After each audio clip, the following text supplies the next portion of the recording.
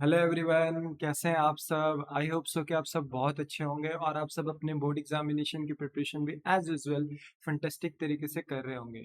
मेरे प्यारे बच्चों, आज का जो हमारे लेक्चर है, लेक्चर नंबर 67, वो एज यूजुअल रियलाइजेशन अकाउंट के ऊपर होगा। बट आज की क्लास में बेटा हम प्रैक्टिकली एक क्वेश्चन भी करेंगे जहाँ पर हम देखेंगे कि हम अपना रियलाइजेशन अकाउंट कैसे बना सकते हैं। हालांकि प्रायर जो हमारा लेक्चर था, प्रीवियस लेक्चर जो हमारा था, वहाँ पर हमने देखा था बेटा कि किस तरीके से हम अपना रियलाइजेशन अकाउंट का फॉर्मेट बना सकते हैं, किस तरीके से रियलाइजेशन अकाउंट की जर्नल एंट्री पास कर सकते हैं।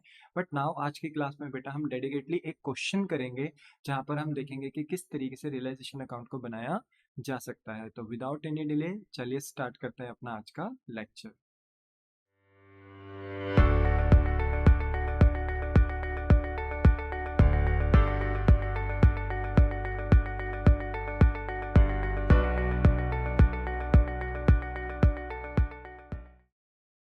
ना एवरीवन बेटा, हमारा जो आज का न्यूमेरिकल क्वेश्चन है उसको करने से पहले ठीक है, मैं आपके साथ कुछ कंसेप्ट डिस्कस करूंगा, ठीक है, जो कि बहुत इंपॉर्टेंट होते हैं जब भी हम बोलते हैं ना अपना रियलाइजेशन अकाउंट प्रिपेयर करते हैं। हालांकि फॉर्मेट वगैरह जर्नल एंट्री आपको बहुत अच्छे से आ गई है, बट कुछ अदर मिनी कंसेप्ट्स होते हैं जो आपको पता है यहाँ पर होने चाहिए।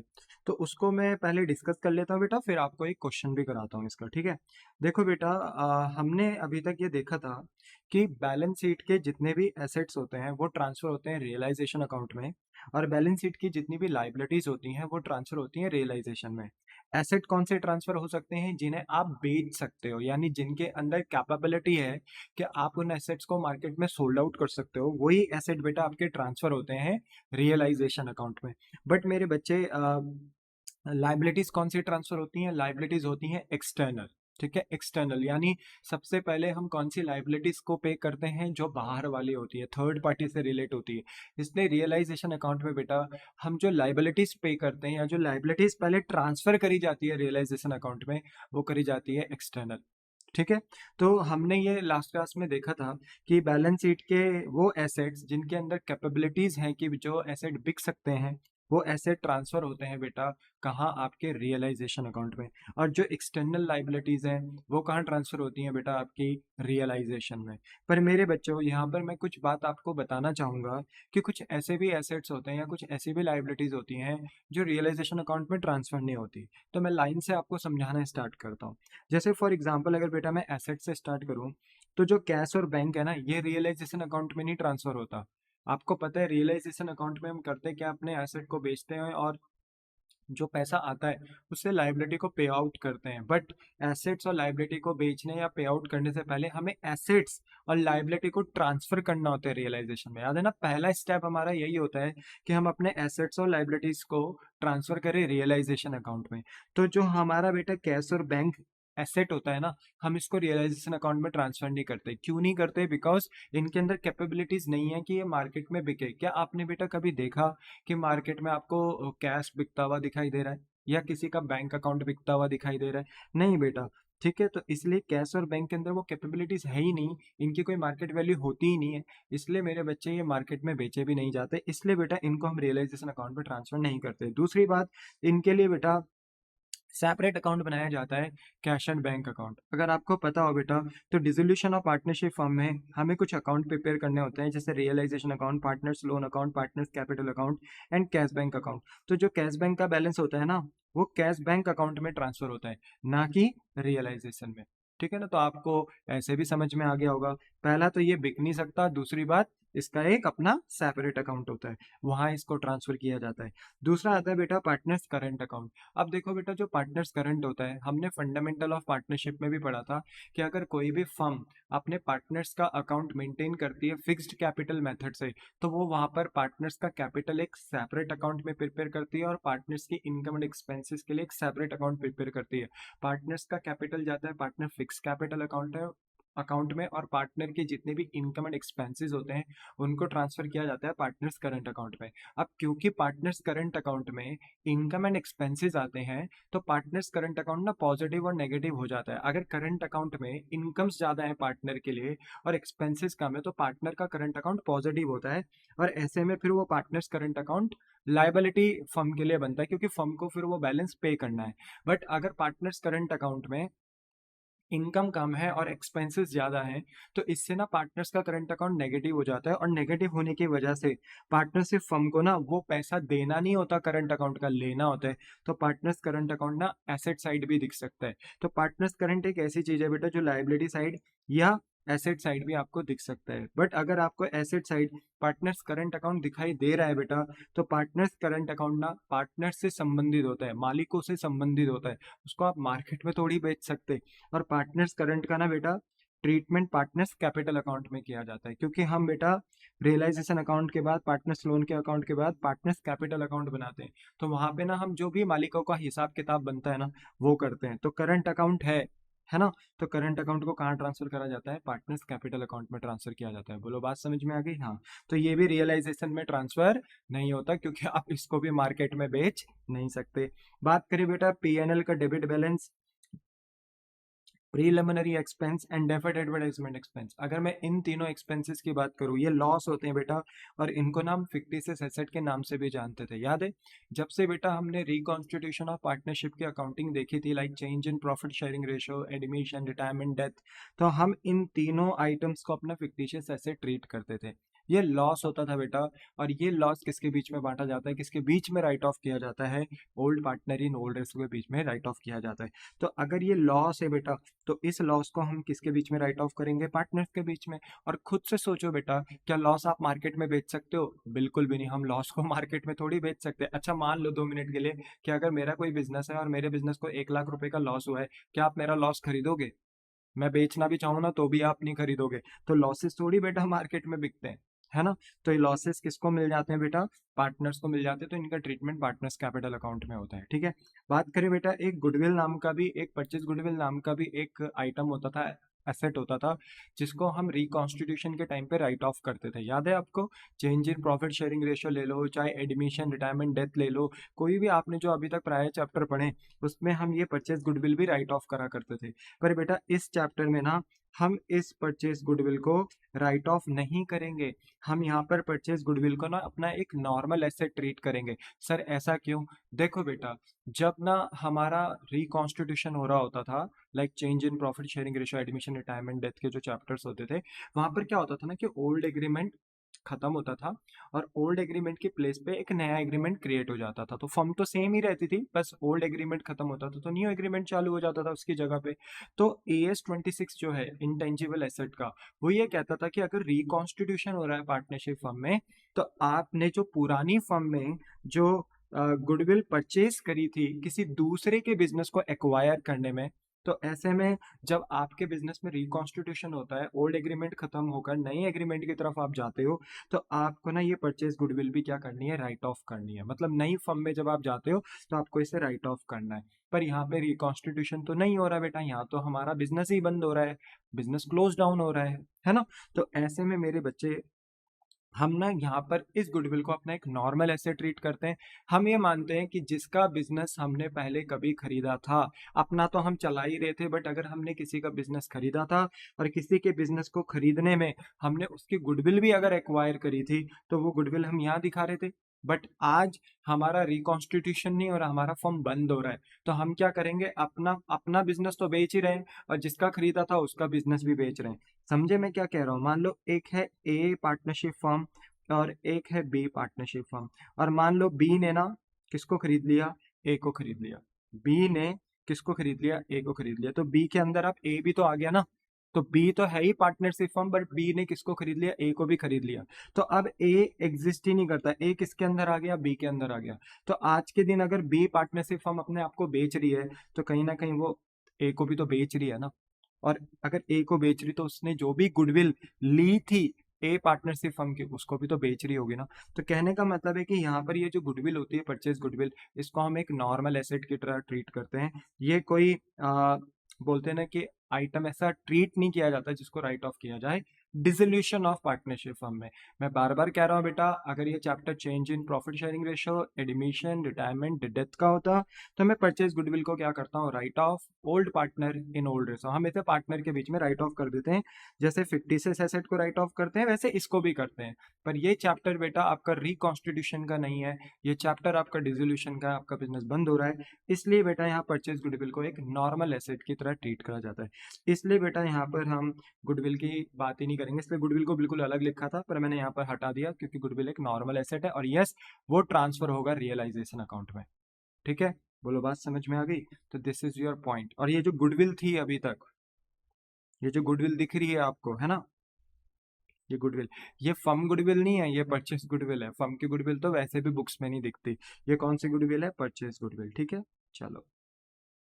तो ये आइटम्स है बेटा जो आपके रियलाइजेशन अकाउंट में ट्रांसफर नहीं होते, नहीं होते, नहीं होते, नहीं होते।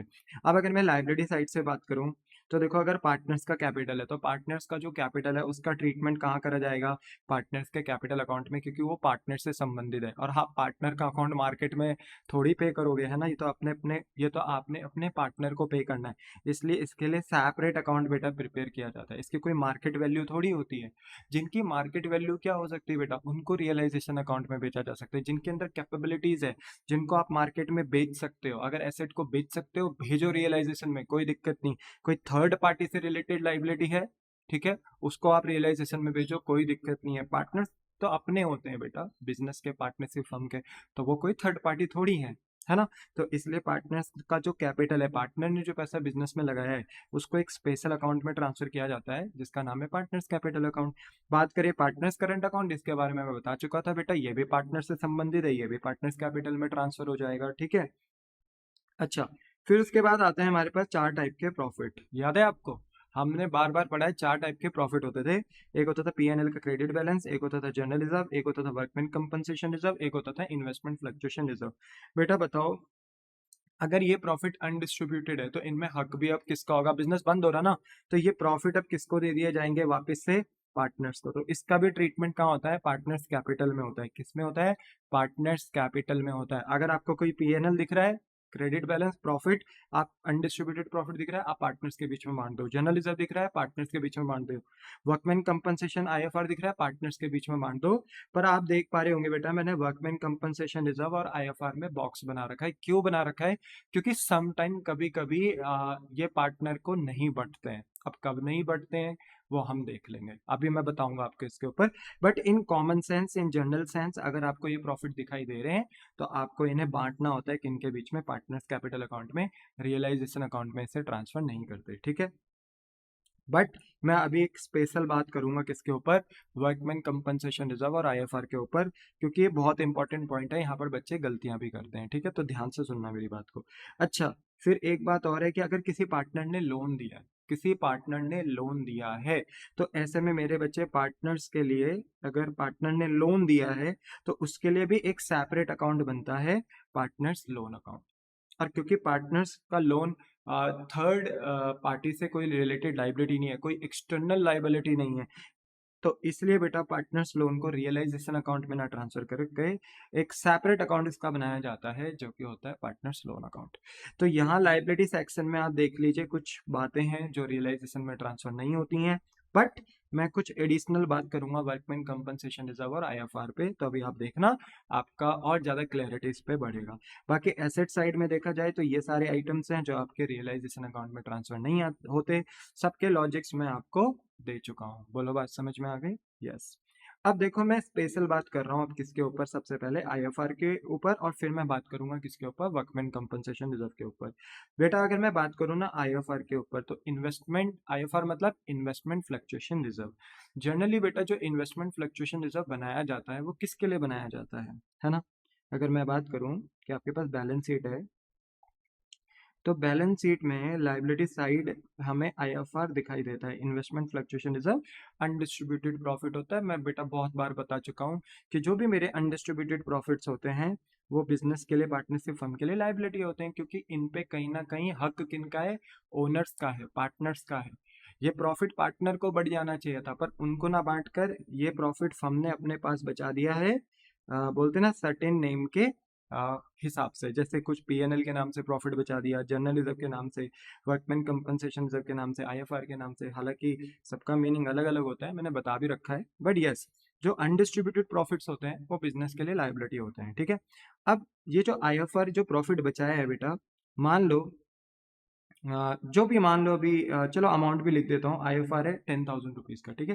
प्रॉफिट आपने 10,000 रुपये का बचाया, तो ये इसलिए बचाया जाता है कि अगर आपके पास इन्वेस्टमेंट है, अगर आपके पास इन्वेस्टमेंट है, तो कभी कभी आप ऐसी जगह इन्वेस्टमेंट कर सकते हो जिसकी वैल्यू अप भी हो सकती है और डाउन भी हो सकती है। अब देखो, इन्वेस्टमेंट आप कर रहे हो, जैसे मान लो आपने शेयर्स में इन्वेस्ट कर दिया, डिबेंचर्स में इन्वेस्ट कर दिया, म्यूचुअल फंड्स में इन्वेस्ट कर दिया, सिक्योरिटीज में इन्वेस्ट कर दिया, ठीक है। अगर आप कहीं इन्वेस्टमेंट करते हो मेरे बच्चे, तो कभी कभी आप इन्वेस्टमेंट ऐसी जगह करते हो जहाँ वैल्यू अप एंड डाउन होने का चांस बना रहता है। अब इन्वेस्टमेंट की वैल्यू अप हो रही है तो कोई दिक्कत नहीं है, पर इन्वेस्टमेंट की वैल्यू डाउन होती है ना, तो बेटा तब दिक्कत है, तब हमें नुकसान हो रहा होता है। और फिर उस नुकसान की भरपाई हम किससे करते हैं? अपने आईएफआर से करते हैं। इसलिए हम ये आईएफआर बनाकर रखते हैं। अगर हम आईएफआर नहीं बनाएंगे बेटा, तो ऐसे में डायरेक्टली बिजनेस को नुकसान होगा, और फिर वो नुकसान कहा जाता है रीवैल्यूएशन अकाउंट में। आपने रिकॉन्स्टिट्यूशन में, like change in PSR, admission, retirement, death, वहां पर आपने अच्छे से पढ़ाई है। बट मेरे बच्चे, यहाँ पर हमने आईएफआर बनाया है, तो कल के दिन अगर इन्वेस्टमेंट की वैल्यू डाउन होती है किसी भी वजह से, तो उस नुकसान को हम किससे लेस कराते थे? आईएफआर से लेस कराते थे। तो बेसिकली आईएफआर क्यों बनाया जाता है? इन्वेस्टमेंट में होने वाले लॉस से बचने के लिए। तो इसलिए आईएफआर का ट्रीटमेंट डिपेंड करता है कि आपके पास बैलेंस शीट में इन्वेस्टमेंट है कि नहीं है, ठीक है। Investment appear in the balance sheet और investment does not appear in the balance sheet, कि इन्वेस्टमेंट है बैलेंस शीट में कि नहीं है, इस बात पे डिपेंड करता है आईएफआर का ट्रीटमेंट। तो मेरे पास बेटा, मैंने यहाँ दो केस बना ही रखे हैं आपके लिए, स्क्रीन पे आपको दिख रहा होगा बेटा। तो यहाँ पर मेरा पहला पॉइंट है investment appear in the balance sheet. मान लो आपने क्वेश्चन पढ़ा, बैलेंस शीट देखी, क्वेश्चन दिया रहेगा, बैलेंस शीट आपको दी हुई रहेगी, और आपने एसेट साइड देखा, आपको इन्वेस्टमेंट दिखाई दे रहा है, और लाइबिलिटी साइड भी आपको दिख रहा है कि आईएफआर आपको दिख रहा है। तो आपको पता है इन्वेस्टमेंट एक ऐसा एसेट होता है जिसे आप मार्केट में आराम से बेच सकते हो, ठीक है।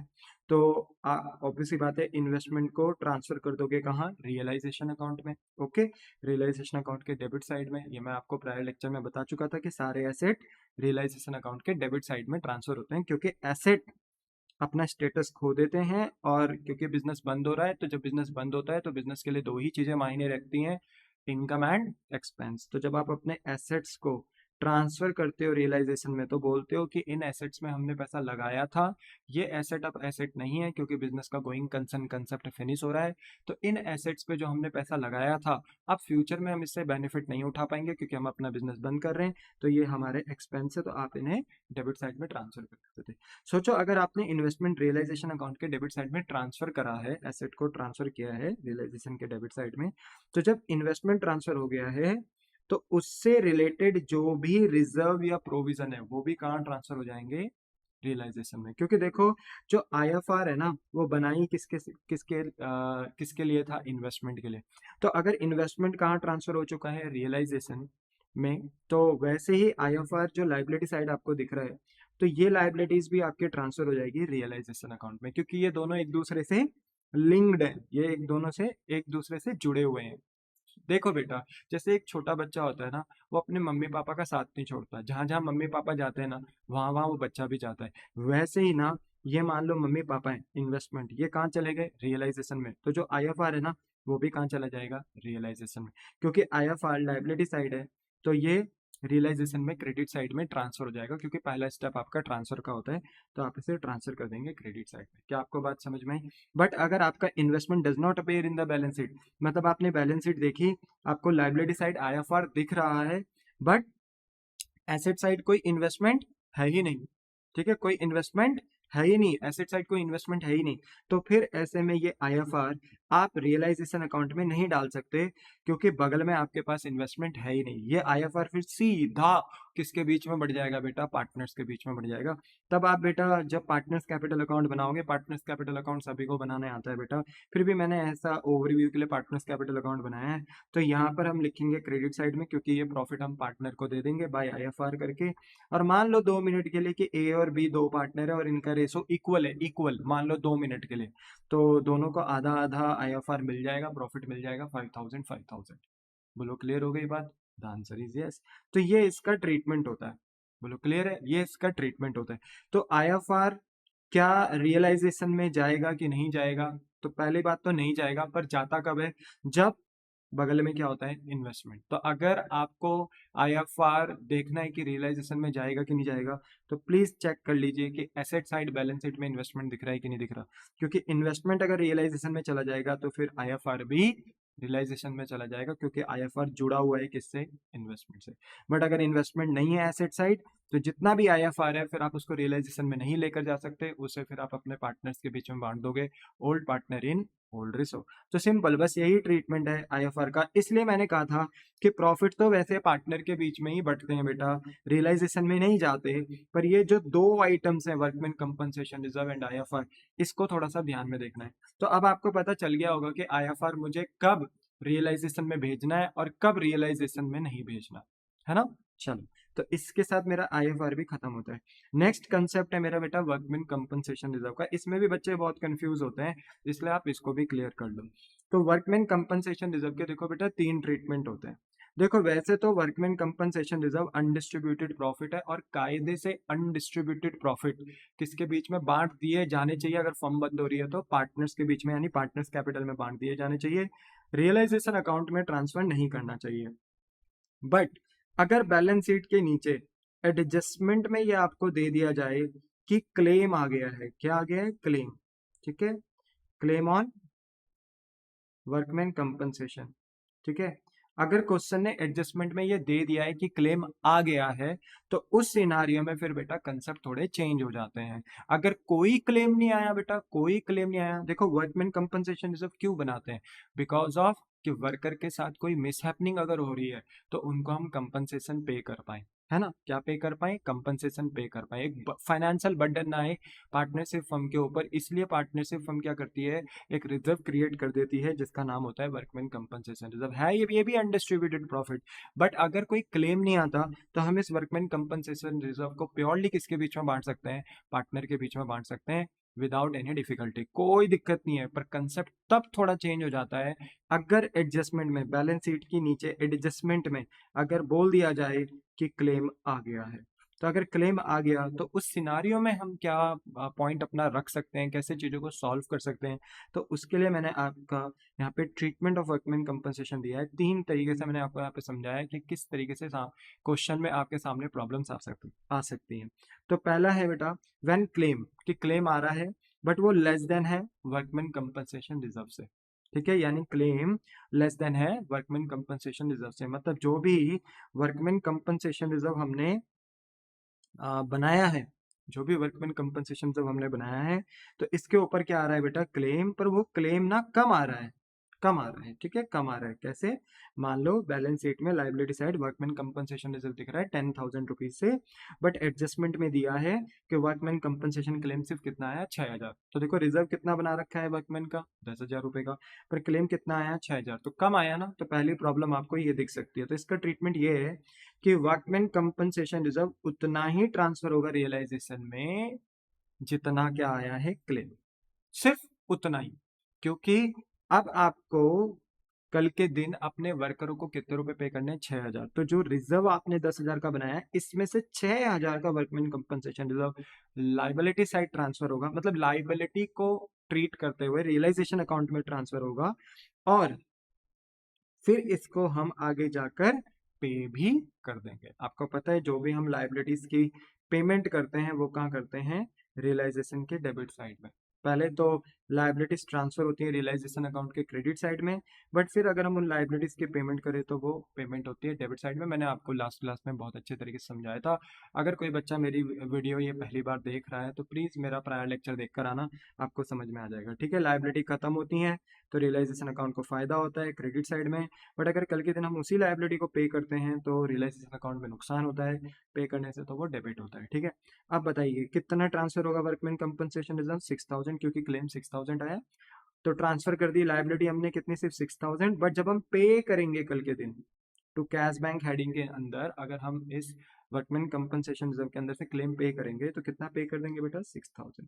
तो ये हो गया वर्कमैन कंपनसेशन रिजर्व, नहीं रिजर्व पे नहीं कर रहे आप, क्लेम पे कर रहे हैं तो क्लेम पे कर देंगे 6000। बस सिंपल इतना ही है। पर वो जो 4000 का रिजर्व अभी भी बच गया उसका क्या, वो पार्टनर के बीच में बटेगा। वो किसके बीच में बटेगा, पार्टनर्स ओनर्स के बीच में। तो जब आप पार्टनर्स कैपिटल अकाउंट बनाएंगे, ठीक है, मैंने अभी ऐसी सिंपल ओवरव्यू दे दिया बेटा पार्टनर्स कैपिटल का, ठीक है। तो आपको पता है कि 4000 का रिजर्व अभी भी बचा है, 6000 का रिजर्व अगर रियलाइजेशन में ट्रांसफर हो चुका है तो 10 में से 4000 तो अभी भी बचे हैं ना रिजर्व में, वो कहाँ जाएंगे, तो वो पार्टनर के बीच में बढ़ जाएंगे क्रेडिट साइड में। और मान लो दोनों के बीच में ए और बी के बीच में रेशो इक्वल है, मान लो अभी के लिए, क्वेश्चन में तो कुछ भी हो सकता है, बट अभी के लिए इक्वल है, तो 2000 2000 दोनों को रिजर्व मिल गया। और ऑब्वियसली बात है, आप रिजर्व बांट रहे हो, अनडिस्ट्रीब्यूटेड प्रॉफिट बांट रहे हो, तो पार्टनर्स का कैपिटल अकाउंट बढ़ेगा तो क्रेडिट होगा। बोलो क्लियर हो गई बात, द आंसर इज यस। तो पहला ट्रीटमेंट ये है आपका। बोलो बात समझ में आई, आई होप सो कि आपको समझ में आ गया होगा। दूसरा है कि अगर क्लेम बराबर हो जाए वर्कमैन कंपनसेशन रिजर्व के, यानी जितना क्लेम है उतना ही workman compensation reserve. Balance sheet आपको क्वेश्चन में दी हुई होगी और मान लीजिए लाइबिलिटी साइड आपको वर्कमैन कंपनसेशन रिजर्व दिखाई दे रहा है 10,000, पर एडजस्टमेंट में बोल दिया कि वर्कमैन कंपनसेशन क्लेम भी कितना आया 10,000। तो अब आप क्या करोगे, सारा का सारा वर्कमैन कंपनसेशन रिजर्व ट्रांसफर कर दोगे अपने रियलाइजेशन अकाउंट में। और क्योंकि लाइबिलिटी साइड है तो रियलाइजेशन अकाउंट में ये क्रेडिट साइड चला जाएगा क्रॉस, ठीक है, याद है ना, क्रॉस। एसेट आते हैं डेबिट साइड में, लाइबिलिटीज ट्रांसफर होती हैं क्रेडिट साइड में, तो क्रॉस हो जाएगा, ठीक है। फिर हम आगे जाकर बेटा जब इस लाइबिलिटी की पेमेंट करेंगे तो टू कैश बैंक करके हम वर्कमैन कंपनसेशन क्लेम कर कर पे उसको 10,000 से कर देंगे। बोलो बात समझ में आ गई।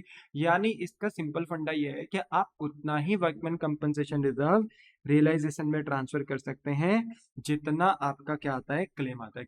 बोलो बात समझ में आई, जितना आपका क्लेम आता है उतना रिजर्व आपका रियलाइजेशन में ट्रांसफर हो जाता है, फिर आगे जाके आप उसे पे भी कर देते हैं। बोलो क्लियर हो गई बात। हाँ, अब तीसरा है देखो कि workman when claim is more than workman compensation reserve, यानी क्लेम ना आपको ज्यादा ही आ गया, रिजर्व से भी ज्यादा आ गया। मान लो बैलेंस शीट के अंदर liability side workman compensation reserve दिया है 10,000 रुपीज, और एडजस्टमेंट में बोल दिया कि वर्कमैन कंपनसेशन क्लेम कितना आया 12,000, तो ज्यादा आ गया ना। तो अगर ज्यादा आया है तो उस सिनारियो में याद रखना, उस सिनारियो में याद रखना कि आपका सारा का सारा रिजर्व कहाँ ट्रांसफर हो जाएगा, बोलते हैं ना कि रियलाइजेशन अकाउंट में ट्रांसफर हो जाएगा सारा रिजर्व।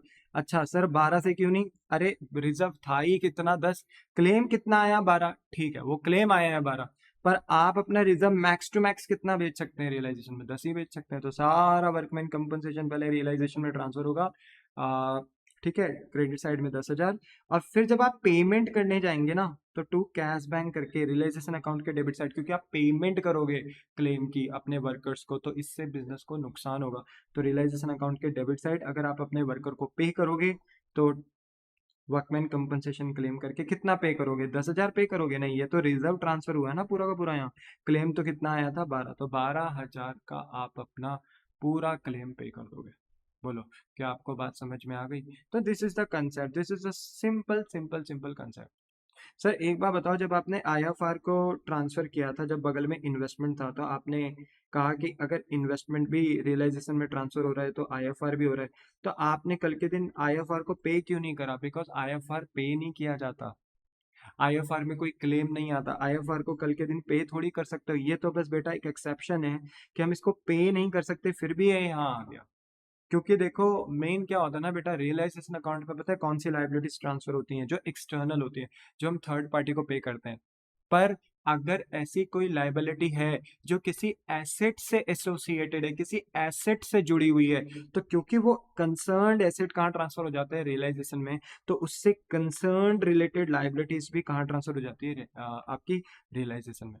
अब बात करें आईएफआर को हम पे थोड़ी कर सकते हैं, इस पे क्लेम थोड़ी आता है, इस पे बस लॉस का सेटलमेंट होता है। अब लॉस तो क्या ही आएगा बेटा, क्योंकि अब तो बिजनेस बंद हो रहा है, इसलिए हम आईएफआर को ट्रांसफर तो कर देते हैं रियलाइजेशन में, क्योंकि इन्वेस्टमेंट जा रहे हैं रियलाइजेशन में। तो आईएफआर को फिर आगे जाके हम कभी पे नहीं कर सकते, याद रखना। But yes, workman compensation reserve तो एक ऐसी चीज है बेटा कि जितना क्लेम आया है उतना वर्कमैन कंपनसेशन रिजर्व आप भेजोगे, और फिर उसको आगे जाके पे भी कर दोगे। रेस्ट जितना वर्कमैन कंपनसेशन रिजर्व बच रहा है वो आप अपने पार्टनर के बीच में बांट दो। और अगर नहीं बच रहा है, जैसे सेकंड वाले केस में जितना रिजर्व उतना ही क्लेम, तो नहीं बच रहा है तो फिर पार्टनर्स के बीच में कुछ मत बांटो, पार्टनर्स को कुछ मिलेगा ही नहीं। और अगर जरूरत से ज्यादा क्लेम आ रहा है, रिजर्व 10,000 का है, क्लेम 12,000 का है, तो पूरा का पूरा रिजर्व पहले आएगा रियलाइजेशन अकाउंट में, क्रेडिट साइड में ट्रांसफर होगा। और फिर जब इसको पे करोगे, क्योंकि क्लेम्स को पे किया जाता है, रिजर्व्स के ऊपर क्लेम आता है, वर्कमैन कंपनसेशन रिजर्व के ऊपर क्लेम आता है, तो क्लेम को पे किया जाता है, तो क्लेम को फिर आप पे भी करेंगे टू कैश बैंक करके। और देखो यहाँ पर आपने कितना पे कर दिया, क्लेम 12,000। तो मुझे लगा आपको ये बताना चाहिए, क्योंकि बच्चे यहाँ पे बहुत कंफ्यूज रहते हैं। आप बिल्कुल भी कंफ्यूज मत होना बेटा, बहुत सिंपल कंसेप्ट है, बहुत बहुत सिंपल कंसेप्ट है। तो सब चीज़ों पे ध्यान रखना, देखो सारी चीज़ें बहुत आसान है, बस थोड़ा सा अपने सेंसर्स ऑन रखना, किस पे, वर्कमैन कंपनसेशन रिजर्व और आईएफआर पे। ठीक है, मैं फिर से बोलता हूँ, आईएफआर रियलाइजेशन अकाउंट में जाएगा, पर कब? जब बगल में एसेट साइड क्या होगा, इन्वेस्टमेंट होगा। और अगर बगल में इन्वेस्टमेंट नहीं है तो आईएफआर किसके बीच में बढ़ जाएगा, पार्टनर के बीच में। क्लियर है? ठीक है। वर्कमैन कंपनसेशन रिजर्व, अगर कोई क्लेम नहीं आया, बैलेंस शीट के नीचे कोई क्लेम नहीं दिया, एडजस्टमेंट में कोई क्लेम नहीं दिया, तो फिर जितना भी वर्कमैन कंपनसेशन रिजर्व है सारा पार्टनर के बीच में बटेगा। प्रॉफिट है ना अनडिस्ट्रीब्यूटेड, सारा पार्टनर के बीच में बटेगा। बट अगर क्लेम आया है, तो जितना क्लेम आया है उतना रिजर्व आपको कहाँ ट्रांसफर करना पड़ेगा, बोलते हैं ना, अपने रियलाइजेशन अकाउंट में ट्रांसफर करना पड़ेगा, और फिर आगे जाकर उसकी पेमेंट भी करनी पड़ेगी। बोलो क्लियर है? Answer is yes. तो इसी के साथ ना देखो मेरे कंसेप्ट खत्म होते हैं। अगर किसी का कोई डाउट रह जाए, शायद नहीं होगा कोई डाउट रह जाए, तो आप पूछ सकते हैं। इस वीडियो के अपलोडेड होते साथ ही आप अपने कमेंट सेक्शन में डाउट पूछ सकते हैं। ठीक है, तो अब मैं आपको ना बेटा क्वेश्चंस करा सकता हूँ, पता है, अब मैं आपको क्वेश्चन करा सकता हूँ। अब आपको मेरी बात समझ में आएगी अच्छे से। तो देखो जैसे ये क्वेश्चन 1 है, बैलेंस शीट आपको दे रखी है, ठीक है, एज ऑन 31 मार्च 2024। और लाइबिलिटी साइड में आपको मुझे बताना है क्या ये आइटम्स रियलाइजेशन में ट्रांसफर होंगे कि नहीं होंगे। ठीक है, तो देखो बेटा, क्या कैपिटल्स ट्रांसफर होंगी? नहीं, कैपिटल्स ट्रांसफर नहीं होंगी रियलाइजेशन में, बिकॉज ये इंटरनल लाइबिलिटी है, आपने अपने पार्टनर को पे करना है। इसका ट्रीटमेंट कहाँ होगा? पार्टनर्स कैपिटल अकाउंट में। पीएनएल अकाउंट ये अनडिस्ट्रीब्यूटेड प्रॉफिट है बेटा, अनडिस्ट्रीब्यूटेड प्रॉफिट पीएनएल अकाउंट है, ये किसके बीच में बांटा जाएगा? पार्टनर के बीच में। पार्टनर्स कैपिटल अकाउंट में इसका ट्रीटमेंट किया जाएगा। तो क्या ये रियलाइजेशन अकाउंट में ट्रांसफर किया जाएगा? नहीं। तो ना कैपिटल ट्रांसफर करा जाएगा रियलाइजेशन में, ना पीएनएल करा जाएगा, क्योंकि ये प्रॉफिट है, पार्टनर को मिलेगा, पार्टनर्स कैपिटल में ट्रीटमेंट होगा। जनरल रिजर्व ये भी अनडिस्ट्रीब्यूटेड प्रॉफिट है, ये भी पार्टनर को दिया जाएगा, पार्टनर्स कैपिटल में आएगा, रियलाइजेशन में नहीं आएगा। वर्कमैन कंपनसेशन रिजर्व, इस पे अभी डाउट है, ये देखना पड़ेगा कि क्लेम आया तो नहीं आया, क्योंकि जितना क्लेम आया होगा उतना वर्कमैन कंपनसेशन रिजर्व रियलाइजेशन में जाएगा, बाकी सारा पार्टनर के बीच में बढ़ जाएगा जितने पे क्लेम नहीं आएगा। और अगर मान लो कोई क्लेम ही नहीं आया इस रिजर्व में, तो सारा का सारा रिजर्व हम किसके बीच में बांट देंगे? पार्टनर के बीच में। बट अभी हमने एडजस्टमेंट्स नहीं पढ़ी हैं, तो अभी हम इसके ऊपर कोई आंसर अपना कर नहीं सकते। Investment fluctuation reserve, investment fluctuation reserve, क्या इन्वेस्टमेंट फ्लक्चुएशन रिजर्व रियलाइजेशन में जाएगा? तो आपको ये देखना पड़ेगा क्या बगल में इन्वेस्टमेंट है, और देखो बगल में इन्वेस्टमेंट है, तो यस, आपका बोलते हैं ना कि इन्वेस्टमेंट फ्लक्चुएशन रिजर्व रियलाइजेशन में जाएगा। ठीक है, जाएगा। एम्प्लॉय प्रोविडेंट फंड, ये तो एम्प्लॉयज के लिए है बेटा, और एम्प्लॉयज एक तरीके से अब बिजनेस बंद हो रहा है, तो आपको जितना भी एम्प्लॉयज का सैलरी प्रोविडेंट फंड है वो पे करना पड़ेगा, तो एक तरीके से एक्सटर्नल लाइबिलिटी है, तो ईपीएफ भी जाएगा, क्योंकि this is your external liability. Mrs A's loan, बेटा दो पार्टनर है ए और बी, कुछ ना बोला गया हो तो ना ये मेल माने जाते हैं।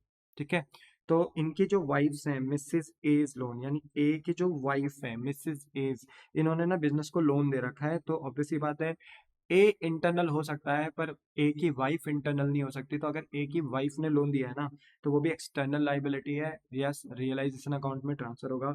बैंक से लिया हुआ लोन एक्सटर्नल है, आपने बैंक्स को पे करना है बेटा, ये भी ट्रांसफर होगा रियलाइजेशन में।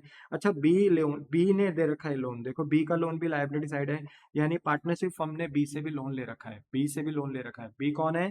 पार्टनर। तो अगर पार्टनर से लोन लिया है तो ये रियलाइजेशन में ट्रांसफर नहीं होगा, क्योंकि इसका स्पेशल ट्रीटमेंट होता है पार्टनर्स कैपिटल, और सॉरी पार्टनर्स लोन अकाउंट में, पार्टनर्स लोन अकाउंट में, तो इसलिए रियलाइजेशन में जाएगा। क्रेडिटर, बेटा क्रेडिटर एक एक्सटर्नल लाइबिलिटी है, ठीक है, सप्लायर्स हैं जिनसे गुड्स उधार खरीदा था, उनको पेमेंट्स देनी है, तो एक्सटर्नल लाइबिलिटीज हैं। और उन्हीं क्रेडिटर्स ने हमारे ऊपर क्या बना रखे हैं, कुछ बिल्स पेबल, तो बिल्स पेबल भी हमें पे करना होता है, तो ये भी हमारी एक्सटर्नल लाइबिलिटी है। समझ में? अब वर्कमैन कंपनसेशन रिजर्व का देख लेते हैं एक बार, कि एडिशनल इंफॉर्मेशन में क्या वर्कमैन कंपनसेशन रिजर्व के ऊपर कुछ बोला है। देखो, कहीं भी आपको ना किसी भी पॉइंट में वर्कमैन कंपनसेशन रिजर्व की बात या क्लेम की बात नहीं बोली गई है। तो कोई क्लेम की बात नहीं बोली गई है, तो कोई क्लेम आया ही नहीं। तो मैं इस वर्कमैन कंपनसेशन रिजर्व को भी रियलाइजेशन में नहीं डालूंगा। कहाँ डालूंगा? कहाँ डालूंगा? सीधा पार्टनर्स कैपिटल में।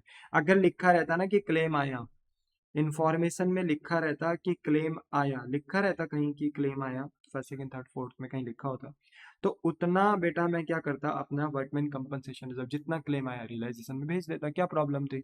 बचा कुचा रिजर्व पार्टनर के बीच में बांट देता, है ना। पर कोई क्लेम ही नहीं आया, इसलिए वर्कमैन कंपनसेशन रिजर्व रियलाइजेशन में ट्रांसफर नहीं होगा। दूसरी बात, तो ये देखो लाइबिलिटी सेक्शन से हमने चीजें कहाँ डालनी है, रियलाइजेशन से। अब आपको पता लग रहा होगा कि क्या जाएगा और क्या नहीं जाएगा, ठीक है। धीरे धीरे बेटा जब हम क्वेश्चन करेंगे ना, आप और ज्यादा स्ट्रांग होते चले जाओगे, ठीक है। अच्छा, प्लांट एंड मशीन, क्या प्लांट एंड, अब देखो एसेट साइड से बस आपको ये देखना है, क्या उस एसेट के अंदर कैपेबिलिटी है कि वो मार्केट में बिक सकता है। अगर आंसर आ रहा है कि हाँ वो बिक सकता है, बिका बिका कितने में नहीं, वो नहीं, उसके अंदर क्या कैपेबिलिटीज हैं। अगर कैपेबिलिटीज हैं, आप बेझिझक करके उसको कहाँ भेज दीजिए, अपने रियलाइजेशन अकाउंट में ट्रांसफर कर दीजिए। क्या प्लांट एंड मशीन मार्केट में बिक सकता है? Yes, big thumbs up, realisation में जाएगा। लैंड एंड बिल्डिंग, यस बिक सकता है, बिग थम्स अप, आपका रियलाइजेशन में जाएगा। Investment, yes. गुडविल, यहाँ पे गुडविल भी बिक सकती है, परचेज गुडविल है, बिक सकती है। अगर ये change in PSR, admission, retirement, death of partner का चैप्टर होता है, तो हम इस गुडविल को ना राइट ऑफ कर रहे होते हैं। क्या कर रहे होते हैं? राइट ऑफ, खत्म कर रहे होते हैं।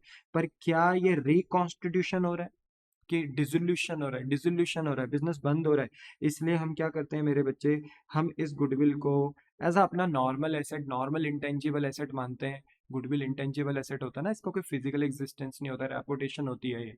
तो इसका कोई फिजिकल एग्जिस्टेंस तो नहीं है, इंटेंजिबल एसेट है, पर ये बिक सकता है, नॉर्मल एसेट मानते हैं, इसलिए ये भी रियलाइजेशन में जाएगा। पेटेंट, पेटेंट लाइसेंस होता है बेटा टेक्नोलॉजीज के ऊपर, इनोवेशंस के ऊपर, तो ये भी हमारा एक इंटेंजिबल एसेट है, इसको भी हम नॉर्मल एसेट है मान सकते हैं, बेच सकते हैं, तो इसको भी रियलाइजेशन अकाउंट में भेजेंगे। स्टॉक, बोलिए स्टॉक।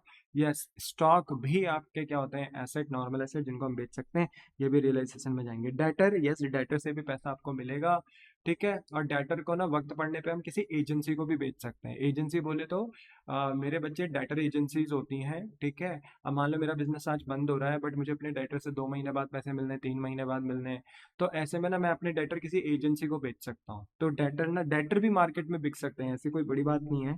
या मैं डेटर को खुद बोल सकता हूँ कि मेरा बिजनेस बंद हो रहा है, कृपया करके मेरे पैसे वापस कर दीजिए जो मुझे चाहिए आपसे। तो डेटर से कलेक्शन हो सकता है, इसलिए डेटर आपके नॉर्मल एसेट है, तो ये भी रियलाइजेशन में जाएंगे। पर इन डेटर्स के ऊपर आपने क्या बना रखा था मेरे बच्चे? प्रोविजन। अब देखो, जो डेटर के ऊपर आपने प्रोविजन फॉर डाउटफुल डेट बनाया है ना, तो प्रोविजन होती है लायबिलिटी, याद है लायबिलिटी। पर इसको ज्यादातर सीबीएसई वाले, ज्यादातर सीबीएसई वाले और स्टेट बोर्ड वाले ज्यादातर ना प्रोविजन फॉर डाउटफुल डेट को लाइबिलिटी साइड ना दिखाकर एसेट से ही, डेटर से ही लेस कर देते हैं। बट देखो मेरा कंसर्न क्या था, जैसे आईएफआर था ना, आईएफआर किससे रिलेटेड है बताओ? आईएफआर किससे रिलेटेड है? इन्वेस्टमेंट से। तो अगर इन्वेस्टमेंट रियलाइजेशन में जा रहा है, तो आईएफआर भी जा रहा है, मान रहे हो ना बात को। और अगर इन्वेस्टमेंट है ही नहीं, तो ये आईएफआर किसके बीच में बढ़ रहा है फिर? पार्टनर के बीच में। तो मेन ये है कि ये जो प्रोविजन फॉर डाउटफुल डेट है, ये जो लाइबिलिटी है ना प्रोविजन फॉर डाउटफुल डेट, ये भी तो किससे जुड़ी हुई है? डेटर से ही जुड़ी हुई है। तो अगर डेटर हमारा 80,000 का कहाँ ट्रांसफर होगा? रियलाइजेशन में, एसेट मानकर।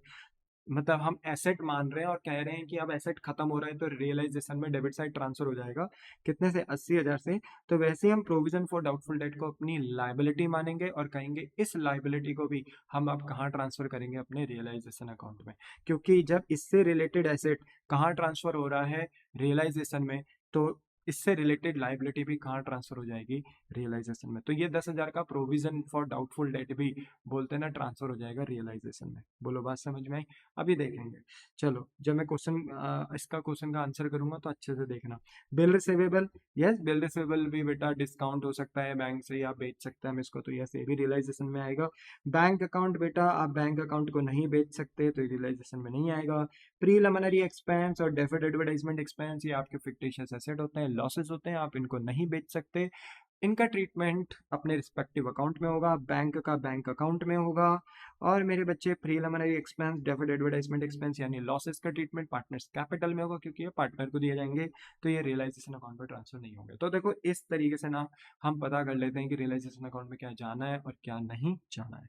अब एडजस्टमेंट में इन्होंने हमें बताया है, ऑब्वियस सी बात है, हम अपने एसेट्स को ट्रांसफर कर देंगे रियलाइजेशन में, हम अपनी लाइबिलिटीज को ट्रांसफर कर देंगे रियलाइजेशन में, बट आफ्टर दैट ट्रांसफर करने के बाद क्या, ट्रांसफर करने के बाद हम उन्हीं एसेट्स को बेचते हैं और लाइबिलिटी को पे ऑफ करते हैं, तो हमें उनकी जानकारी होनी चाहिए ना। तो उनकी जानकारी इन्होंने हमें एडजस्टमेंट में दी कि एसेट रियलाइज्ड। तो इन्होंने कहा प्लांट एंड मशीनरी कितने से रियलाइज हो रहा है, 1,50,000 से। ठीक है, हमारा प्लांट एंड मशीन 1.5 लाख रुपए से बिक रहा है। रियलाइज्ड का मतलब है कि हम बेच रहे हैं और पैसा आ रहा है, बेच रहे हैं पैसा आ रहा है, पैसों में बेच रहे हैं। ठीक है, तो प्लांट एंड मशीनरी रियलाइज हो रहा है 1.5 लाख रुपए का। लैंड एंड बिल्डिंग रियलाइज हो रहा है 60,000 रुपीज का। गुडविल भी, ये देखो परचेज गुडविल भी बिक रही है हमारी, कितनी की, 60,000 की। डेटर कितने का बिक रहा है, 60,000 का। BR कितने का बिक रहा है, 30,000 रुपए का। ठीक है, हाफ ऑफ द स्टॉक, अब देखो सेकंड पॉइंट में क्या लिखा है कि half of the stock is taken over by Mr A. Mister A कौन है, पार्टनर। पार्टनर पार्टनर कह रहा है कि आधा स्टॉक मैं लेकर जाऊंगा, half of the stock taken over by Mr A at an agreed value of ₹28,000। A कह रहा है कि जो स्टॉक है ना, स्टॉक, अच्छा बताओ स्टॉक कितने का आपके पास, स्टॉक है 60,000, ठीक है, स्टॉक है 60,000 है ना। कह रहा है इसका आधा, ठीक है ना, इसका आधा, स्टॉक का आधा, जो स्टॉक है ये, तो स्टॉक है 60,000 का, तो कह रहे हैं इसका आधा, हाफ। तो 60,000 का हाफ कितना होता होगा बताओ। अब रफ में भी निकाल सकते हो, बट वैसे माइंड में भी निकाल सकते हो यार, आधा तो 30,000 ही होता होगा। तो वो कह रहे हैं जो 30,000 का स्टॉक है ना, 30,000 का स्टॉक है, मैं उसे कितने में लेकर जा रहा हूँ, 28,000 में। वो 30,000 के स्टॉक को कितने में लेकर जा रहा है, 28,000 में। ठीक है, तो हमारा आधा स्टॉक तो बिक रहा है ना, कोई दिक्कत थोड़ी है, हमारा आधा स्टॉक बिक रहा है, बट ये किसके थ्रू बिक रहा है, पार्टनर के थ्रू। तो कोई बात नहीं ना, हम किसी थर्ड पार्टी को बेचें अपना एसेट, मतलब मार्केट में किसी को बेचें, या हमारा पार्टनर ही लेकर जा रहा है एसेट, बिक तो रही है, बिजनेस को तो फायदा होगा ही। तो याद रखना एसेट आधा हमारा कौन लेकर जा रहा है, ए पार्टनर, कितने रुपए में, 28,000 में। बाकी जो रिमेनिंग स्टॉक है ना, वो रियलाइज हो रहा है 10% लेस। अब बताओ रिमेनिंग कितना बचा। तो अगर 60,000 का हाफ ए लेकर चला गया, ये कौन लेकर चला गया, ए, तो आधा स्टॉक ना आपका रियलाइज हो रहा है, तो आधा कितना हुआ, आधा भी तो 30 ही हुआ, और ये रियलाइज हो रहा है, इसको आप बेच रहे हो। पर ये जो रियलाइज हो रहा है ना, ये 10% लेस हो रहा है, 10% लेस हो रहा है, तो आप 10% निकालो। 30,000 का 10% वैसे कोई भी निकाल सकता है, ये तो माइंड में 3,000 आएगा। तो इट मीन्स ये जो 10% है ना, ये कितना है, 3,000 है। तो जो हमारा आधा स्टॉक रियलाइज हो रहा है, बता सकते हो वो कितने में रियलाइज हो रहा है, वो रियलाइज हो रहा है 27,000 रुपए में। ठीक है, तो 30,000 का जो आधा स्टॉक बच गया, वो कितने में बिक गया, कैश में कितने का बिक गया, 27,000 का बिक गया। पर जो फर्स्ट हाफ था स्टॉक का, वो ए लेकर जा रहा है कितने रुपए में, 28,000 रुपए में। तो आधा स्टॉक हमारा 28,000 में बिका, और आधा स्टॉक हमारा 27,000 में बिका। बोलो बात समझ में आ गया, हमारा पूरा स्टॉक का काम हो गया, काम तमाम। ठीक है, थर्ड पॉइंट में बोला है Mrs A's loan taken over by Mr A, कि जो मिसेस एज लोन है ना, मिसेस एज लोन, इसको कौन लेकर जा रहा है, मिस्टर ए लेकर जा रहा है। तो हमने कहा भाई ठीक है, कोई बात नहीं। वैसे अगर ए नहीं लेकर जाता तो इसे किसको पे करना होता, पार्टनरशिप फर्म को पे करना होता। पर ए ने कहा मेरी वाइफ है, मैं देख लूंगा, मैं पे कर लूंगा, पर मैं फ्री में नहीं करूंगा। ऑब्वियस सी बात है, आपको मेरा अकाउंट क्रेडिट करना पड़ेगा, बढ़ाना पड़ेगा। तो नो डाउट देखो, अगर फर्म खुद पे करती तो पैसे देने होते, और अगर पार्टनर के थ्रू भी पे कर रहे हैं तो पार्टनर का अकाउंट बढ़ाना पड़ रहा है। फर्म को तो नुकसान होगा बेटा पेमेंट करने में, चाहे खुद से करे कैश में मिसिस एस को, या पार्टनर के थ्रू करे। पर क्योंकि यहाँ मिसिस एस का लोन, लाइबिलिटी को कौन लेकर जा रहा है, ए पार्टनर, तो यहाँ पर लाइबिलिटी की पेमेंट किससे की जा रही है, पार्टनर के थ्रू की जा रही है।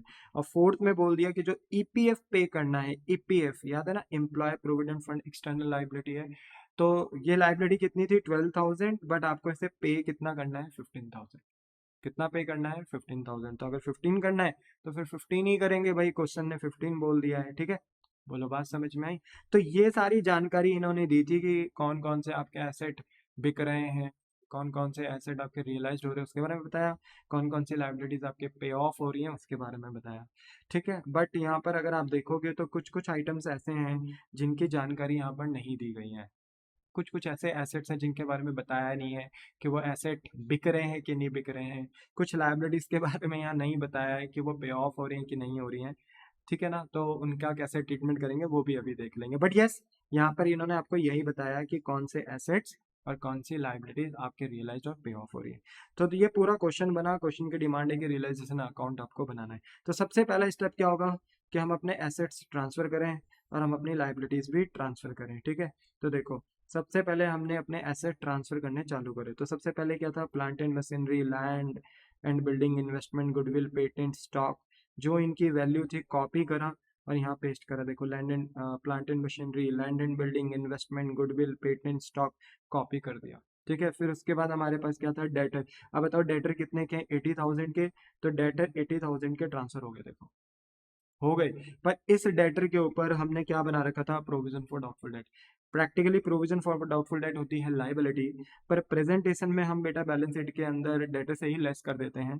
इसलिए ये प्रोविजन फॉर डाउटफुल डेट हम यहाँ पर मानेंगे बेटा ये लाइबिलिटी ही है, होती लाइबिलिटी है प्रोविजन। ठीक है, तो अगर ये एसेट कहाँ ट्रांसफर हो गया, रियलाइजेशन में, तो ये प्रोविजन फॉर डाउटफुल डेट भी कहाँ ट्रांसफर हो जाएगा, रियलाइजेशन में। पर क्योंकि ये लाइबिलिटी होता है तो लाइबिलिटीज को बेटा जब रियलाइजेशन में ट्रांसफर करते तो क्रेडिट साइड में होता है। तो देखो यहाँ क्रेडिट साइड में आ गया। उसके बाद बेटा हमारे पास है बिल रिसीवेबल।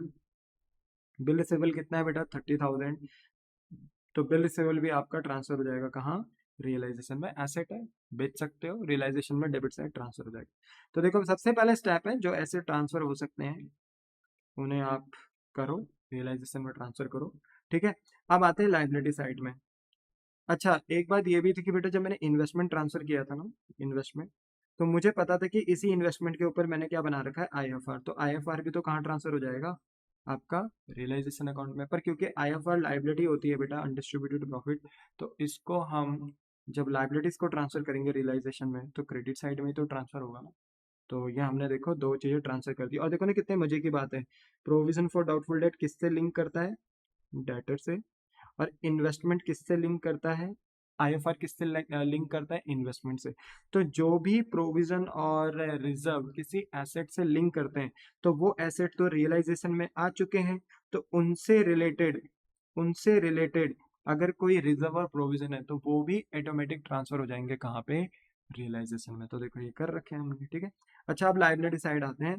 तो आईएफआर तो हम भेज चुके हैं, EPF, Mrs loan, bank loan, creditors, bills payable, जो जो ट्रांसफर होने हैं ना आपकी लाइबिलिटीज, जो एक्सटर्नल लाइबिलिटीज है वो ट्रांसफर कर दिया। मानते हैं बेटा आप आईएफआर कोई एक्सटर्नल लाइबिलिटी नहीं है, प्रोविजन फॉर डाउटफुल डेट कोई एक्सटर्नल लाइबिलिटी नहीं है, बट क्योंकि किसी एसेट से रिलेट करते हैं इसलिए बोलते हैं ना एक्सेप्शंस में रहे और लाइबिलिटी समझ कर ये रियलाइजेशन में ट्रांसफर हो गए। ठीक है, याद रखना। पर बाकी जो भी एक्सटर्नल लाइबिलिटीज है जैसे EPF, Mrs loan, bank loan, creditor, bills payable, इसमें तो कोई शक ही नहीं है हमें, ये तो वैसे ही ट्रांसफर हो जाएंगे। तो देखो EPF, Mrs loan, bank loan, creditor, bills payable, जो वैल्यू थी बेटा बैलेंस शीट की उसी वैल्यू पे बेटा हमने क्या कर दिया, इनको ट्रांसफर कर दिया। सेम कॉपी एंड पेस्ट, कुछ नहीं करना, पहले आपको ट्रांसफर ही करना है, पहले आपको ट्रांसफर ही करना है। और जैसे ही आप अपने बेटा एसेट्स को ट्रांसफर कर दोगे और लाइबिलिटीज को ट्रांसफर कर दोगे तो अब आपका नेक्स्ट स्टेप होता है कि आप अपने एसेट को बेचो। और अगर आप एसेट को बेचोगे तो फायदा होगा, और अगर आप अपनी लाइबिलिटीज को पे करोगे तो आपको एक्सपेंस होगा। रियलाइजेशन के डेबिट साइड एक्सपेंस की होती है बेटा और क्रेडिट साइड इनकम की होती है, आपको पता ही है।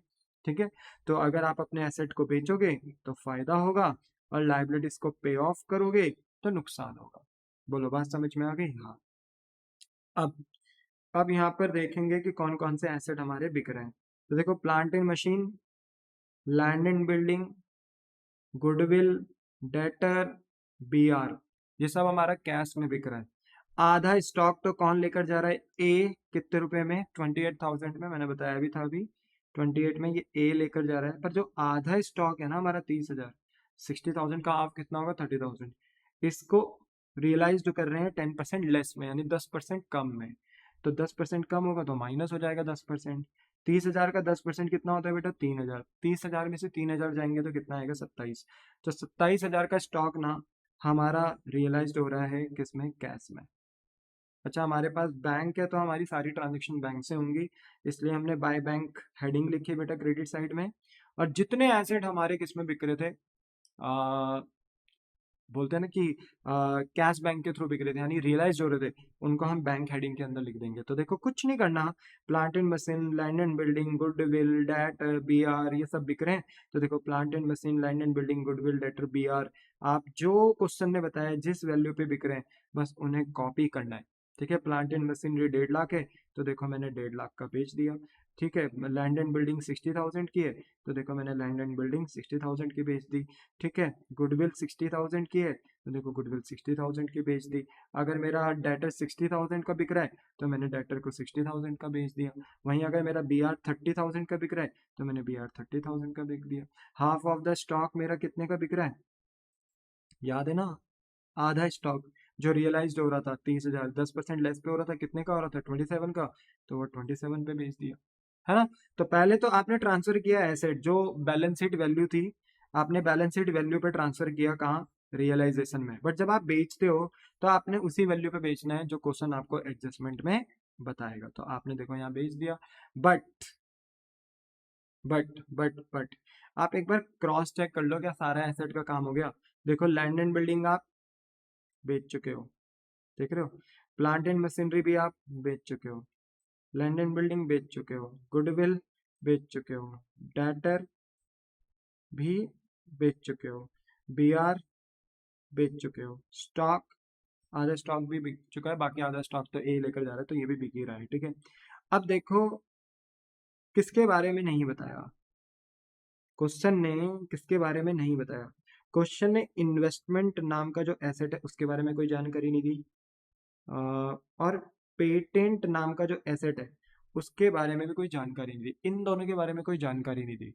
तो देखो अगर बेटा आप पूरा क्वेश्चन पढ़ते हो और आपको दिखता है कि आपने सारे एसेट बेच दिए, पर कुछ एसेट ऐसे हैं जिनकी जानकारी क्वेश्चन ने नहीं दी, आपको दिखता है, ऐसा पता चलता है, तो आपको ये देखना है कि वो एसेट टेंजिबल है कि इनटेंजिबल है, यानी आप उन्हें फिजिकली टच यानी देख सकते हो कि नहीं देख सकते हो। अगर टेंजिबल है, जैसे इन्वेस्टमेंट टेंजिबल होता है, इनका फिजिकल एग्जिस्टेंस होता है, या तो सर्टिफिकेट वगैरह कुछ होगा, या कोई लैंड बिल्डिंग मशीन कुछ तो होगा, इन्वेस्टमेंट कहीं तो करी होगी आपने, फिजिकल एग्जिस्टेंस तो होता ही है। पेटेंट का देखा जाए तो पेटेंट क्या है, इंटेंजिबल एसेट। ठीक है, तो अगर आपके एसेट्स की, किसी एसेट की अगर जानकारी नहीं दी है तो आपको बस ये देखना है कि वो एसेट टेंजिबल है कि इंटेंजिबल। अगर पता चलता है कि वो एसेट टेंजिबल है, जैसे इन्वेस्टमेंट यहाँ टेंजिबल है, तो अगर जानकारी नहीं दी है तो आपको एज्यूम कर लेना है कि अगर आपने नहीं बताया टेंजिबल एसेट कि बिका कि नहीं बिका, तो हम मान लेंगे कि वो उसी प्राइस पे बिक गया जो उसकी बुक वैल्यू थी। तो देखो हमने बुक वैल्यू पे ही इन्वेस्टमेंट को बेच दिया। बट अगर वो एसेट इनटेंजिबल एसेट है जिसकी जानकारी नहीं दी गई है, तो फिर आपको ये मानना है कि वो एसेट बिका ही नहीं। पता है क्यों बेटा? क्योंकि जब बिजनेस बंद होता है ना, तो जो लाइसेंस वगैरह होता है ना, वो जल्दी से, इतनी जल्दी बिक नहीं पाते, उनको टाइम लगता है बिकने में। ठीक है, तो इसलिए अगर इंटेंजिबल एसेट की इंफॉर्मेशन नहीं दे रखी है कि वो बिका कि नहीं बिका, तो आपको मान लेना है कि वो बिका ही नहीं। इसलिए देखो यहाँ पे मैंने पेटेंट कहीं बैंक के हेडिंग के नीचे कहीं लिखा ही नहीं, लिखा ही नहीं, क्योंकि मैं एज्यूम कर रहा हूँ कि वो बिका ही नहीं। बोलो क्या आपको बात समझ में आई? पर ऐसे तो इन्वेस्टमेंट के बारे में भी कोई जानकारी नहीं दे रखी थी, देखो पूरे क्वेश्चन में कहीं भी इन्वेस्टमेंट के बारे में जानकारी नहीं दे रखी कि वो बिका कि नहीं बिका, या कोई पार्टनर लेकर जा रहा है कि नहीं। तो पर क्योंकि इन्वेस्टमेंट एक टेंजिबल एसेट है, तो मैं एज्यूम करूंगा कि जो उसकी ओरिजिनल प्राइस है, बुक वैल्यू है, वो उसी वैल्यू पे बिक गया। तो इस बात का ध्यान रखना है। देख रहे हो आज आपने कितनी अच्छी अच्छी चीजें पढ़ी। तो इसको ना बेटा, इस वीडियो को ना हो सके तो बहुत अच्छे से पढ़ना, बार बार पढ़ना, जिससे कि आपके कंसेप्ट स्ट्रांग हो जाए। ठीक है, अब देखो ये भी हमें समझ में आ गया। ठीक है, तो ये हमारा एसेट सेक्शन पूरा खत्म हो गया। पर हमें पता है कि हमारा जो आधा स्टॉक है ना, आधा स्टॉक, आधा, हाफ, वो तो चलो हमने रियलाइज कर लिया, बेच दिया। पर जो इसका आधा स्टॉक था वो कौन लेकर जा रहा था? आधा स्टॉक ए। कितने में लेकर जा रहा था बेटा आधा स्टॉक ए? 28,000 में। तो क्योंकि वो स्टॉक हमारा पार्टनर के थ्रू बिक रहा है, ठीक है ना, पार्टनर के थ्रू, तो जो कैश के थ्रू बिक गया वो बिक गया। ठीक है, आधा। पर जो आधा पार्टनर के थ्रू बिक रहा है तो उसको भी तो लिखना पड़ेगा ना। तो जो आधा स्टॉक हमारा पार्टनर के थ्रू बिक रहा है उसे हम बैंक की हेडिंग के नीचे नहीं लिख सकते, उसे एक सेपरेट हेडिंग में लिखना पड़ेगा, बाय एज कैपिटल। ठीक है, बाय एज कैपिटल ब्रैकेट में हमने लिख दिया स्टॉक टुक ओवर या स्टॉक टेकन ओवर, आप ये लिखिए और बता दीजिए कितने में लेकर गया। वो कितने में लेकर गया? 28,000। तो देखो आधा स्टॉक 27,000 में बिका कैश में, तो बैंक के नीचे आया, पर आधा स्टॉक पार्टनर के थ्रू बिका तो बाय एज कैपिटल करके हमने 28,000 से अपने स्टॉक को बेच दिया। दोनों ही सिनारियों में बेटा फर्म को फायदा हुआ है, चाहे कैश में बेचे चाहे पार्टनर के थ्रू, तो क्रेडिट साइड में आ गया। बोलो क्लियर है? Big thumbs up. अब देखो मेरे सारे एसेट का काम हो गया, ठीक है। अब आती है लाइबिलिटी सेक्शन की बात। तो लाइबिलिटी सेक्शंस में इन्होंने ना हमें बस यही बता रखा है कि ईपीएफ हमारा बिक रहा है, ईपीएफ को हम पे कर रहे हैं कितना? 15। हालांकि ईपीएफ नाम की लाइबिलिटी कितनी है? 12,000, बट हम उसको पे कितना करेंगे? 15। और जब आप लाइबिलिटीज पे करते हो तो वो डेबिट साइड में पे होता है बेटा, क्योंकि आपको होता है नुकसान, पे करने से तो खर्चा होगा बेटा, तो 15,000 से आपने पे कर दिया, ठीक है। बाकी एक लाइबिलिटी और है, ठीक है, जिसके बारे में बताया गया है कि वो मिसिस एस का लोन है, और मिसिस एस का लोन कौन पे कर रहा है? पार्टनर, ए पार्टनर लिखा है ना कि Mrs S loan taken over by Mr A, A partner लेकर जा रहा है। तो अभी तो हम बेटा पेमेंट की बात कर रहे हैं बैंक हेडिंग के अंदर, तो ये जो लायबिलिटी है इसको हम बैंक हेडिंग के अंदर नहीं लिख सकते मिसिस एस लोन को, क्योंकि हम इसको बैंक के थ्रू पे नहीं कर रहे, इसको हम पार्टनर के थ्रू पे कर रहे हैं, तो अलग हेडिंग में आएगा ये, ठीक है, सेपरेट हेडिंग में आएगा। पर यस बैंक के अंदर नहीं आएगा, बैंक के अंदर वही आएगा जिसको हम पे कर रहे हैं। तो एम्प्लॉय प्रोविडेंट फंड पे कर रहे हैं 15,000, तो देखो ये पे हो गया।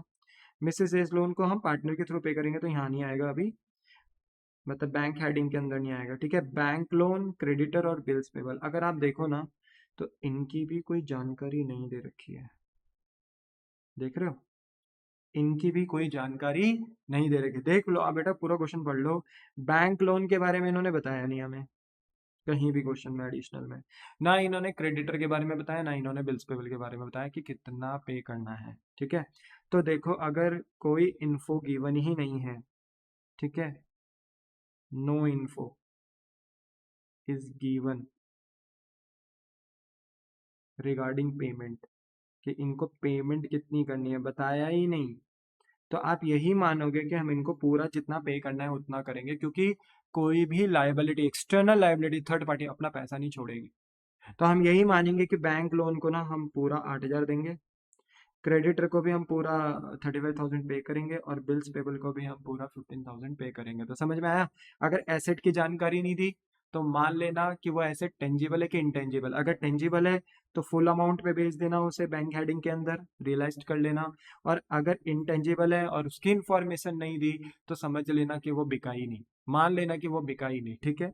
और उसको, उसका आप फिर कोई ट्रीटमेंट नहीं करेंगे, क्योंकि वो एक इंटेंजिबल एसेट है और उसकी क्वेश्चन में कोई जानकारी नहीं है। जानकारी है तो बेच दो, जैसे गुडविल एक इंटेंजिबल एसेट है, पर क्योंकि क्वेश्चन ने बोला था कि गुडविल कितने में बिक रही है? 60 में, तो हमने बेचा, क्या दिक्कत है। और अगर लाइबिलिटी की कोई जानकारी नहीं है तो आप ये एज्यूम करोगे कि लाइबिलिटी हम पूरा का पूरा पे करेंगे, हम ये मानेंगे कोई अपनी लाइबिलिटी छोड़ेगा नहीं, अपना पैसा छोड़ेगा नहीं। बोलो क्या आपको बात समझ में आई? यस, ठीक है। तो मुझे लगता है आपको इतना बात समझ में आ गया होगा। पर देखो मिसिज एज लोन नाम की जो लाइबिलिटी है उसके बारे में हमें क्वेश्चन में बोला था कि इसको कौन लेकर जा रहा है? Mister A. अब कई बच्चे कहेंगे सर इसके बारे में भी नहीं लिखा रहता तो, अरे तो इसके बारे में भी नहीं लिखा रहता तो इसको भी हम फिर फुल अमाउंट पे कर देते बैंक हेडिंग के अंदर, बट यहाँ लिखा है ना कि मिसेस एस का लोन कौन लेकर जा रहा है? Mister A. तो हम पे कर रहे हैं मिसेस एस को, बट किसके थ्रू? पार्टनर के थ्रू। किसके थ्रू? पार्टनर के थ्रू। तो यहाँ पर हम लिखेंगे कि भाई देखो मिसेस एस लोन हम आपको पे कर रहे हैं अपने पार्टनर के थ्रू, ए पार्टनर के थ्रू, तो हमने यहाँ लिखा टू एज कैपिटल, ब्रैकेट में लिखा Mrs A's loan took over, और यहाँ पे कर दिया कि भाई मिसेस एज लोन को पेमेंट होगी कितनी? 30,000। देखो मिसेस एज को कौन पे करेगा? मिस्टर ए, ठीक है। और मिस्टर ए को कौन पे कर रहा है? फर्म पे कर रही है, तो फर्म ने किसको पैसे दे दिए?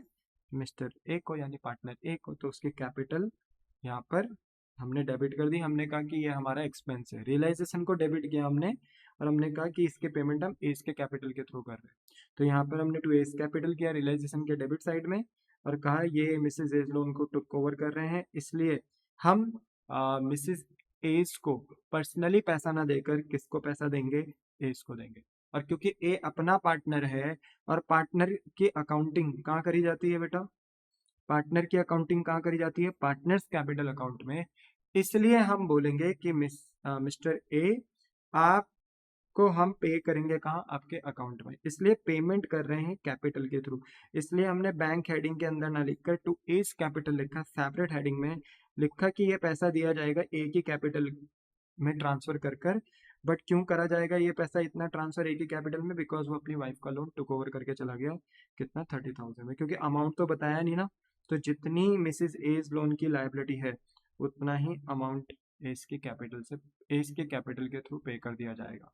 तो ये देखो यहाँ पे 30,000 मैंने लिख दिया बस। तो देखो एसेट लेकर जाता है कोई पार्टनर, तो पार्टनर के थ्रू बेच देते हैं एसेट को, और लाइबिलिटी लेकर जाते हैं कोई पार्टनर, तो लाइबिलिटी के थ्रू पे कर देते हैं। बोलो क्लियर है, द आंसर इज यस।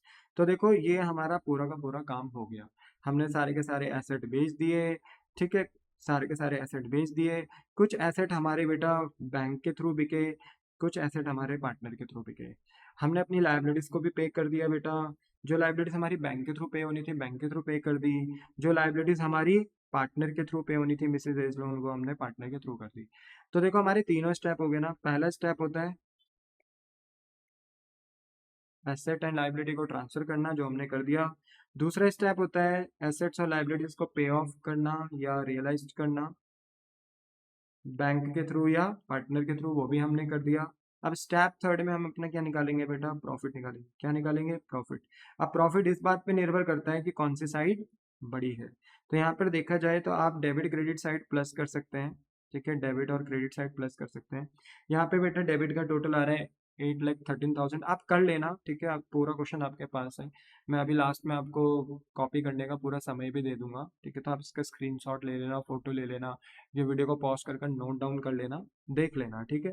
तो टोटल आप खुद भी कर सकते हो। तो यहाँ पे ना बेटा डेबिट सेक्शन ना बड़ा है, तो यहाँ डेबिट का टोटल पता है सारा, अगर हम डेबिट फिगर ऐड करते हैं ना सारा, तो ये ऐड करके आ रहा है 8,13,000। कितना आ रहा है, 8,13,000। और जो डेबिट का टोटल है ना बेटा, वही किसका टोटल हो जाएगा, क्रेडिट का, क्योंकि यहाँ पे डेबिट साइड हायर साइड पे है और इनकम साइड यहाँ पर लोअर साइड पे है। और अगर बेटा एक्सपेंस ज़्यादा है और इनकम कम है, तो ऐसे में आपका बैलेंस बचेगा क्रेडिट साइड में, जिसको माना जाएगा लॉस। और ये लॉस आप ट्रांसफर करेंगे अपने पार्टनर्स के कैपिटल में। अच्छा लॉस कितना आ रहा है बेटा, हमने जब ना डेबिट के टोटल को, ये जितनी भी डेबिट फिगर्स हैं, जब हमने इनको माइनस कराया क्रेडिट फिगर से, ठीक है, अपने जितने भी लॉसेस को, एक्सपेंसेस को जब हमने माइनस कराया इनकम से, है ना, तो ऐसे में हमें पता चला कि हमारा जो लॉस आ रहा ना, वो आ रहा है 1,28,000 रुपये का।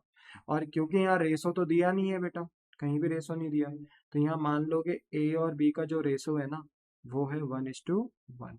तो यहाँ पर मेरे बच्चे हमने 1,28,000 का लॉस हाफ एंड हाफ में बांट दिया दोनों के बीच में, 64,000 एंड फिर नेट टोटल करके बाहर लिख दिया 1,28,000।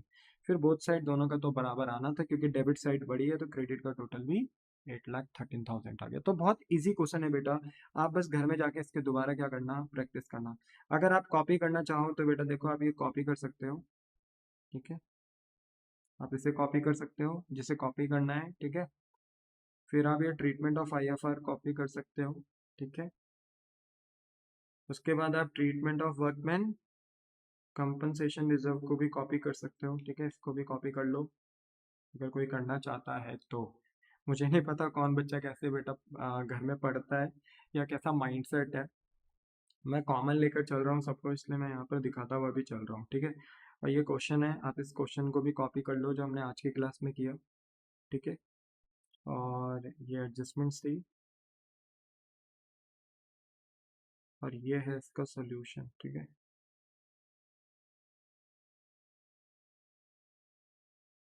ठीक है, ये है इसका सोल्यूशन। आप इसका सॉल्यूशन देख लेना घर में आराम से बैठकर पढ़ना, ठीक है। बोलो कोई प्रॉब्लम तो नहीं, है ना।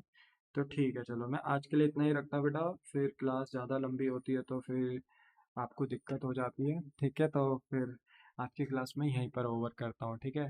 अगर आपके मन में कोई डाउट रहेगा बेटा किसी भी चीज़ को लेकर, तो विदाउट एनी बोलते ना थिंकिंग ट्वाइस आप अपना डाउट लिखिए, मैं जैसे ही फ्री होऊंगा मैं आपके डाउट्स के आंसर करूँगा, ठीक है। तो आई होप सो बेटा कि आपको आज का लेक्चर पसंद आया हो। मैं मिलूंगा बेटा अब आपको नेक्स्ट लेक्चर में, ठीक है।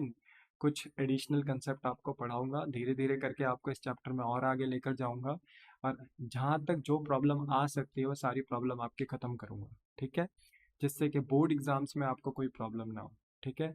तो विदाउट बोलते हैं ना कि आपका टाइम वेस्ट करे बेटा, अब मैं चलता हूँ। ज़्यादा से ज़्यादा इस वीडियो को आप अपने फ्रेंड्स क्लासमेट्स के बीच में बेटा क्या कर सकते हैं, शेयर। अगर आपको लगता है कि हाँ मेरे अंदर वो कैपेबिलिटीज़ हैं तो आप शेयर कर सकते हैं मेरी वीडियोस को, ठीक है। और लाइक भी करें बेटा, और ज़्यादा से ज़्यादा अपने फ्रेंड्स के बीच में मेरे इस चैनल के बारे में आप डिस्कशन कर सकते हो। बोलते हैं ना, सबका साथ सबका विकास, ठीक है। सबका भला हो, सब खुश रहें, ठीक है। और आपके चेहरों पे जो खुशी है वो हमेशा बरकरार रहे, इसलिए मैं मेहनत करता हूँ इतनी, ठीक है। तो मिलूंगा बेटा आपको अब नेक्स्ट लेक्चर में। टाटा बाय बाय, सही हो।